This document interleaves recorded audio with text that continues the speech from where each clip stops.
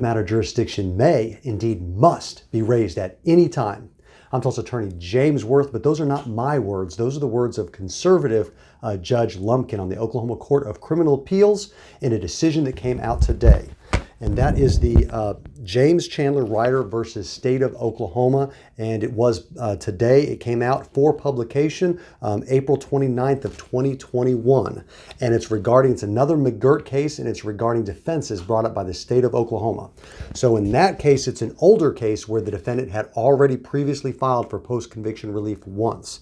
And the state is trying to say because they previously filed for post-conviction relief and they didn't raise this issue of lack of subject matter jurisdiction under McGirt, then that they should be barred now. And the Oklahoma Court of Criminal Appeals has some language regarding that. And essentially it notes the general rule, which is that if a subsequent application for post-conviction relief is filed after an original application, the Oklahoma Court of Criminal Appeals may not consider the merits or grant relief based on the subsequent application unless the application contains sufficient specific facts establishing that the current claims and issues have not been and could not have been brought or presented previously in considered under an application under that section. Yeah. So essentially what it provides that if you have a subsequent application for post-conviction relief, you have to prove that you could not and did not raise it in a previous one. And that is a defense that the state is raising. But as I've asserted previously, and it should be pretty clear cut by now, if we're talking about a McGirt claim, and that is that the defendant or the victim is Native American and that the site of the crime is in what is now considered to be tribal territory based under McGirt and its progeny, then the state of Oklahoma lacks jurisdiction, and that is subject matter jurisdiction. And subject matter jurisdiction cannot ever be waived, and therefore all of these procedural bars do not apply. And that was the decision that came down in Bosse a few weeks back. But the mandate in Bosse has not been entered yet because the state requests additional time on that, filed some additional appeals related to that and requests for a stay. Ultimately, that's been denied, and the Bosse mandate's going to come out on May 30th. But a lot of trial courts are still holding up their decisions on this issue because they're waiting for the mandate in Bosse. However, Bosse's already precedent. It's already a filed case that has been published, and the Oklahoma Court of Criminal Appeals itself is using it as precedent, including in this case that came down today, the Ryder case.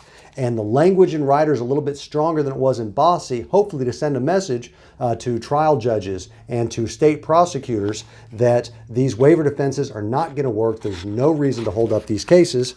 And so let me get to that language that the very conservative Lumpkin even is saying in this opinion that he drafted.